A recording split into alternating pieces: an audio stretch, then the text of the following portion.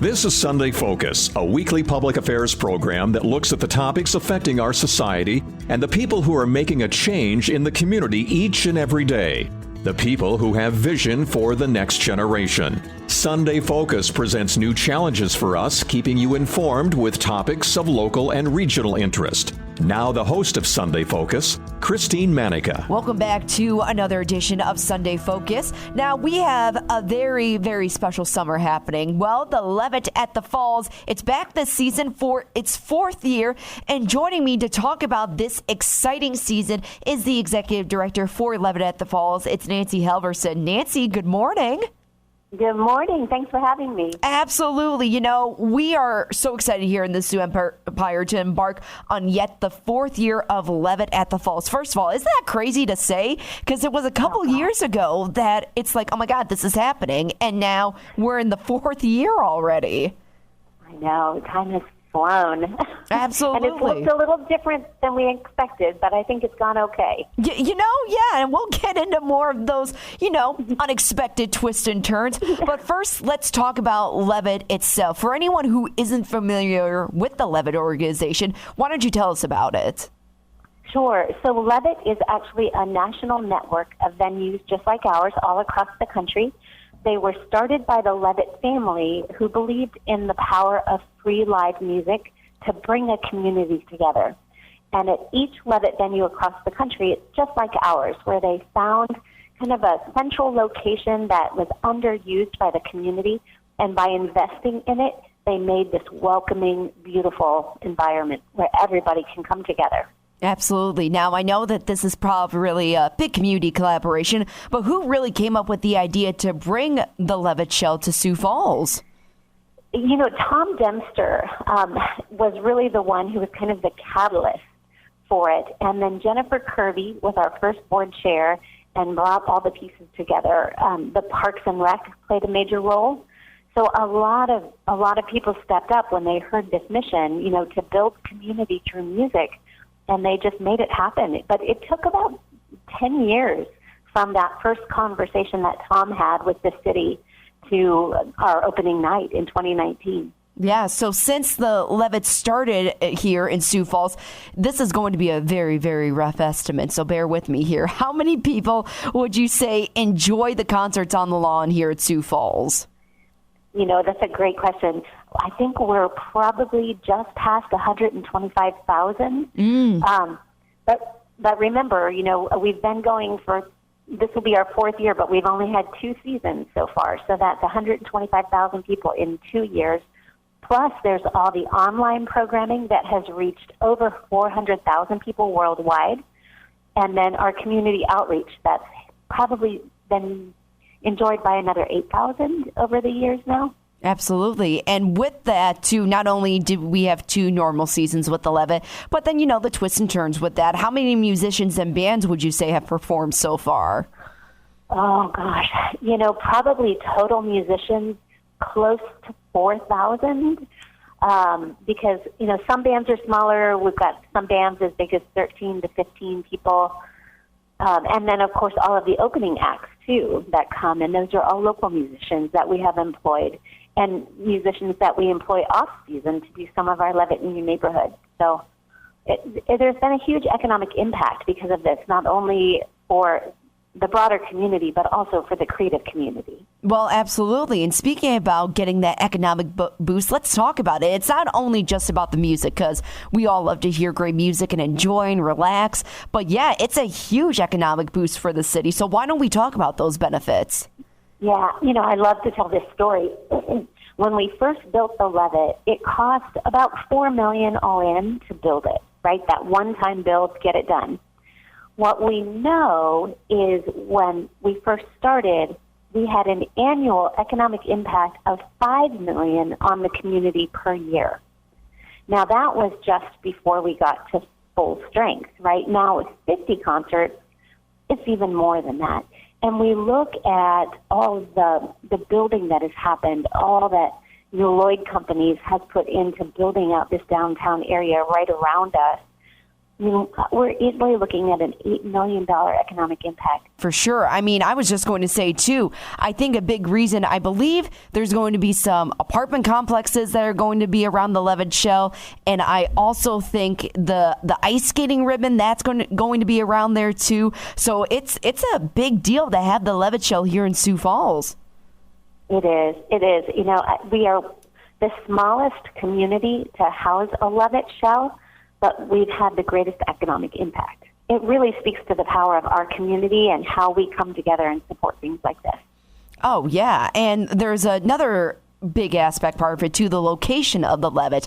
You have the Jones 421 building. You have kind of that Cascade Strip over there. A lot of local businesses just around the Levitt Shell itself. So what do the local businesses report to you? Maybe they tell you how many people visit their establishment or how many people grab something to eat or just walk around in general. It has been huge. In fact, I was talking to Jerry Cook, who's the owner of Rayfield's Gallery, the other day, and I loved this image. He said, you know, when the Levitt starts, it's like watching ants come to the ant hill. He said the people just crawl to the Levitt. And they do say that they kind of wait all year for the season to start, and they see their business go up 50 to 70% during the summer.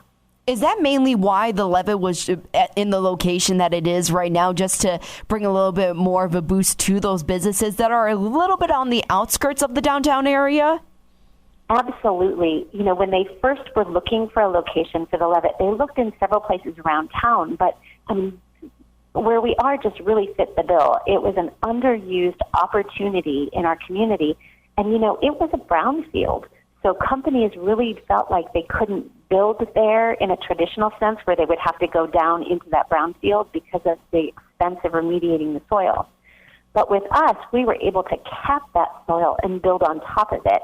So we made use of a really underused opportunity to make something very special for our community. Overall, Nancy, do you think the economic impact of Levitt at the Falls has met the expectations or exceeded the expectations for the city and maybe even for you guys as well? Oh, I think it has exceeded, you know, and it's not even so much what we're doing, it's the vision of our community leaders who see this opportunity and have just jumped on it and really made it special. If you are just listening, Nancy Halverson, she is joining me over the phone right now. She's the executive director for the Levitt at the Falls. Now, we've been talking about this already, but now we're really going to get into the meat and stuff of it. So it's been an interesting couple of years for the Levitt. Now, we've been mentioning how the concerts in the lawn, it officially opened in 2019. And yeah, it was a big success. Then in 2020, we all kind of know what happened. COVID changed a lot of aspects in life, especially for concerts. Now, in order to keep the music going for the Levitt at the Falls, you had Levitt in your living room, you had Levitt in your neighborhood, and a whole bunch of different online projects during the season. And last year, the Levitt was back in full swing. So let's go back for a second. How amazing was it to still somehow have shows throughout the pandemic? If you think about it, Nancy, you and your team really made that possible. Well, thank you. You know, it was a joy. I was so worried about the artists that we had planned to have come, right, that suddenly they didn't have employment. And so we really felt like it was a priority for us to figure out how to still engage them, still pay them so that they could continue to do what they do, and to provide an opportunity for people to have access, right? We were all homebound. We were all depressed. Music was a way to help heal people during that time and to keep us all motivated and feeling connected. So it was really a blessing to be able to do that. And, you know, so many people helped us. Vani Harari and his team at Think 3D helped us to put together all of the technology to begin with. And then when we realized we needed an even bigger platform, we were able to partner with South Dakota Public Broadcasting to do more. And as I say, I mean, those online shows were seen by over 200,000 people on 6 continents. So it was crazy when we would look at those metrics and see how many people we were reaching and what a difference it was making. And of course, there were some funny things that came out of it. One of the things that we learned is that 16-year-old girls in Vietnam love American country musicians. Really? Yeah, I think it was that Bo DePena. You know what? I think you're right. Bo has that certain charm to him that you and I were saying for sure, but who would have thought that? It was really fun to see. And, with the technology, we were able to beam in artists from Australia and Ireland, people that cost-wise may have been prohibited in a regular year. Because of doing it all online, we were able to bring them on board. Now, for anyone who isn't still familiar with those two programs, the Levitt in Your Living Room and Levitt in Your Neighborhood, can you run those down for us? Sure. So Levitt in Your Living Room was our online program where we would do interviews and allow the musicians to either play live or show some of their favorite footage from past years and really just share their music during the pandemic. And then Levitt in Your Neighborhood came about because we were hearing about folks around town who were really in lockdown. For example, the people at the Avera Cancer Center, right? They weren't able to get out and see people. But what we were able to do was bring musicians there into the lobby of the cancer center and play so that when people were at their doctor's appointments or getting the infusion, the music just filled the space and brought that extra sense of hope when people needed it most. We did some events at the state fairgrounds where they were having food pickups for people. The people would be lined up in their cars in the heat waiting to pick up a box of food.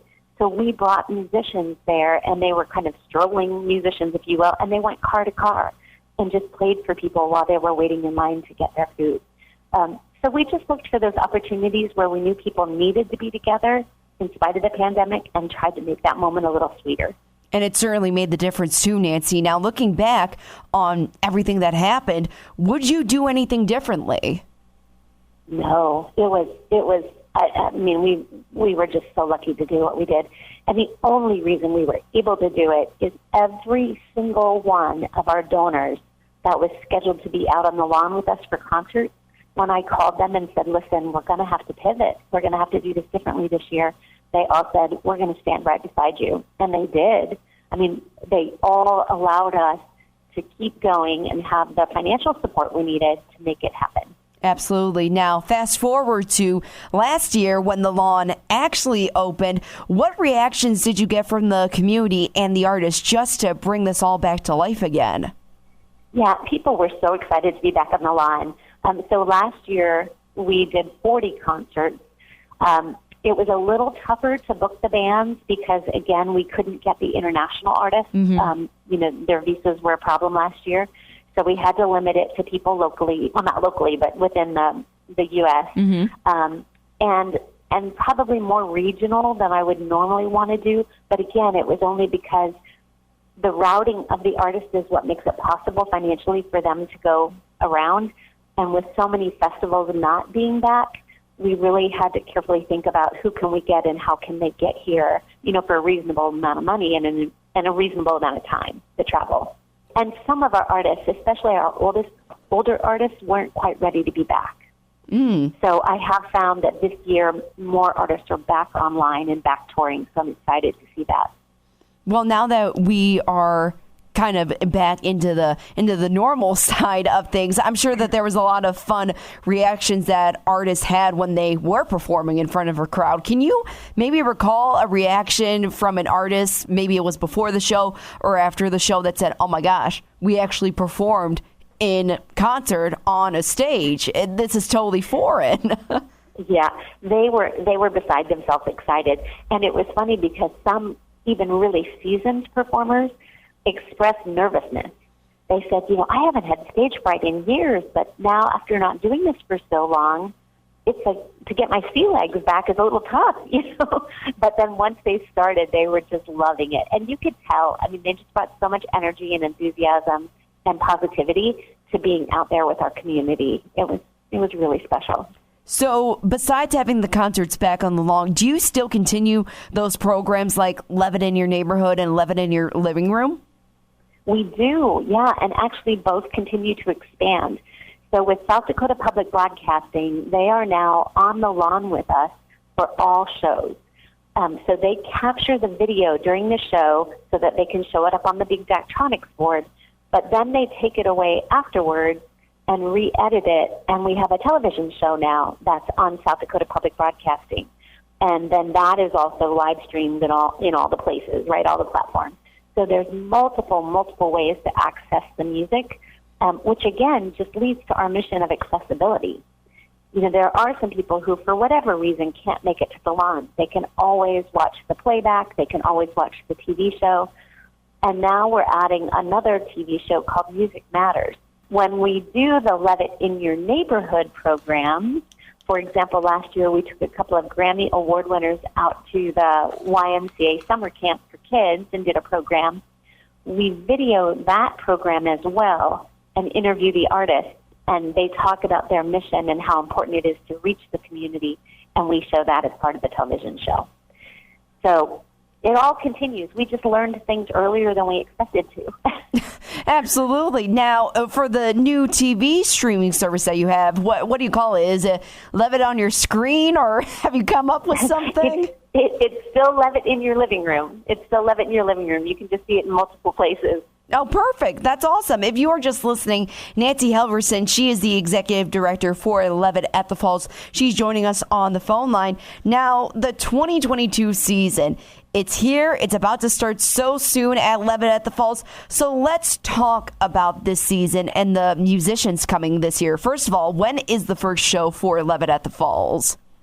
So the first show will be on Friday, June 3rd. And we will go every Thursday, Friday, Saturday night of the summer until September 10th. And then we also have 5 Friday morning shows for kids that are kind of sprinkled throughout the season. Oh, those are cute. What kind of shows can kids expect for that? You know, we have Grammy award-winning artists coming to perform for our kids. Oh, that's awesome. And most of them are cultural. We have a Zydeco artist who is a 2-time Grammy Award winner who will be doing a Zydeco show for kids. We have a Hispanic artist who will be doing a show that's in English and Spanish. She's also a Grammy Award winner. We have a Haitian artist coming to do stories and songs from Haiti. And then we have a hip-hop artist for kids. Oh, my gosh. So they're going to really learn more about music and expand their vocabulary a little bit. That's what we hope. That's what we hope. In total, Nancy, how many concerts are happening this season? So this season there will be 50 throughout the whole summer. And then we have a really special weekend, July 7th, 8th, and 9th.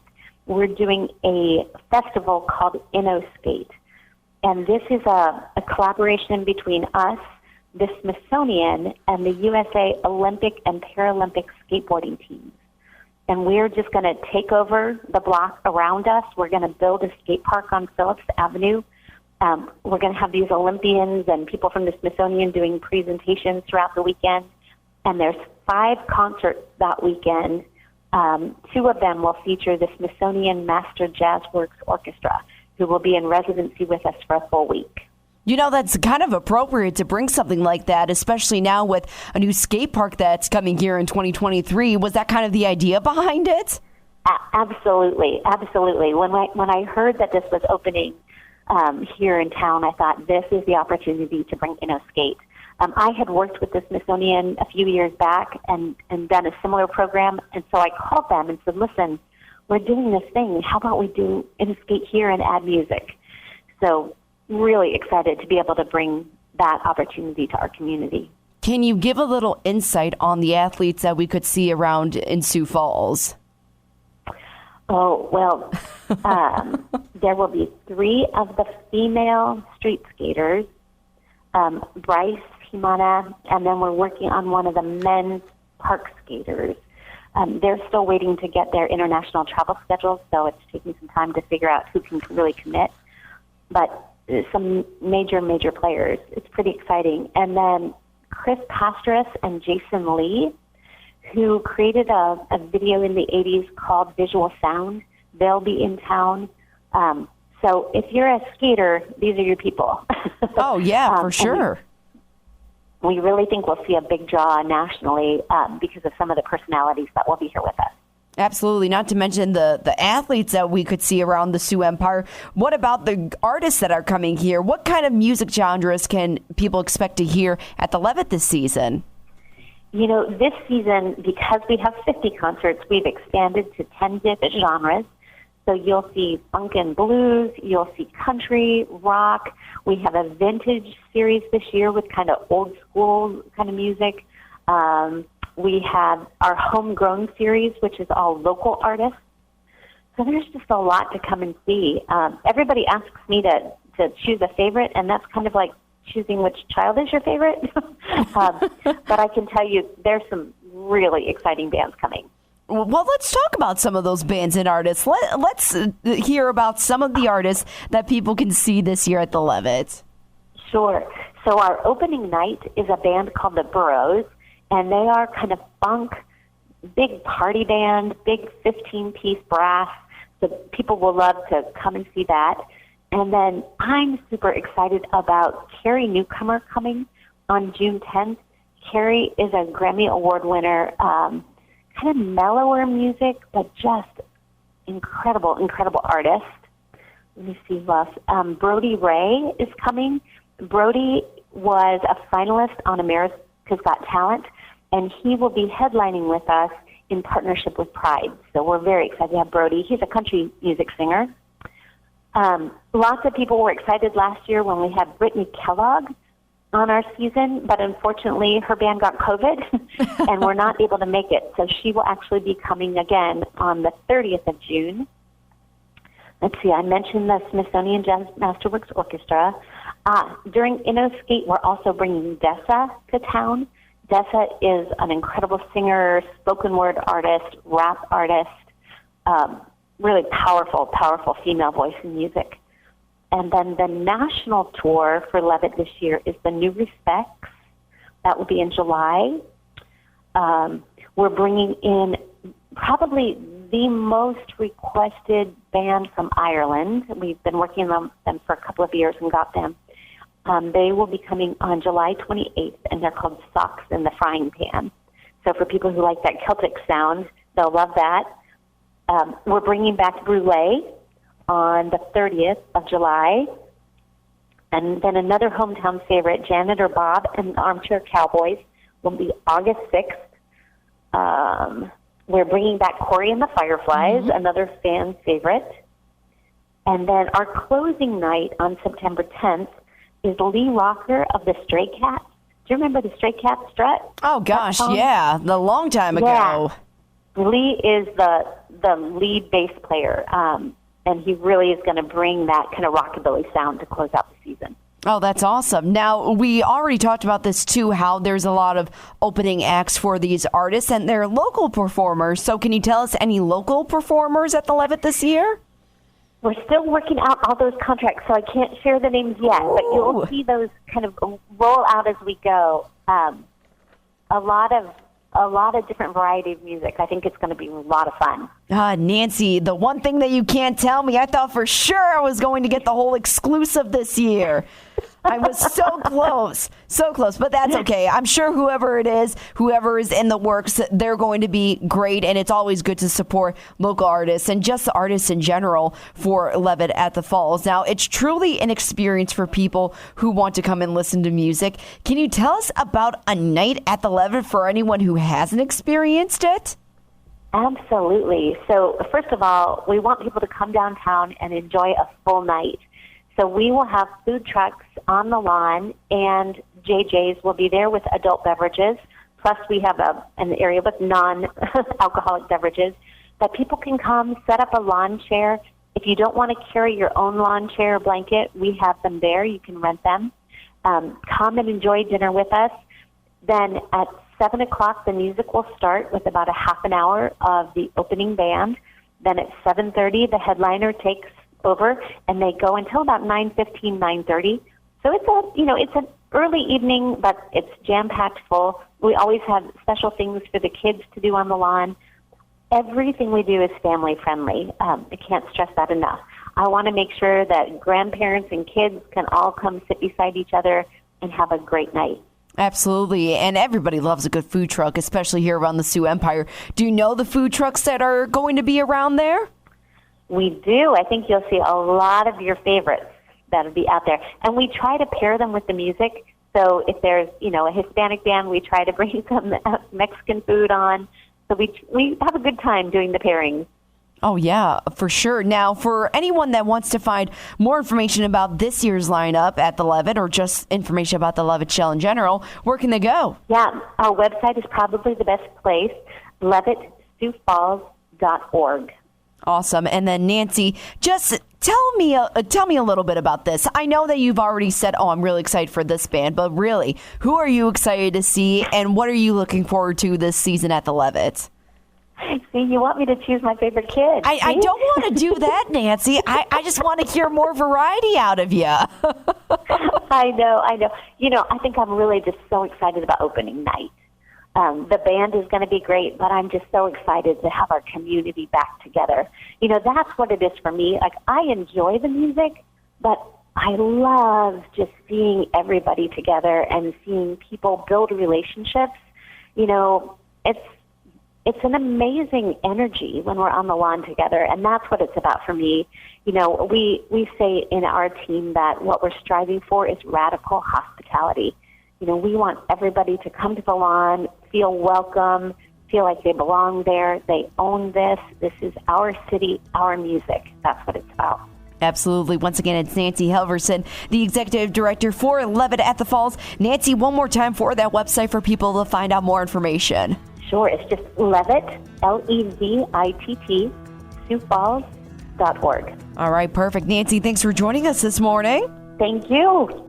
How much do you think 68 elephants weigh? What about 283 cars?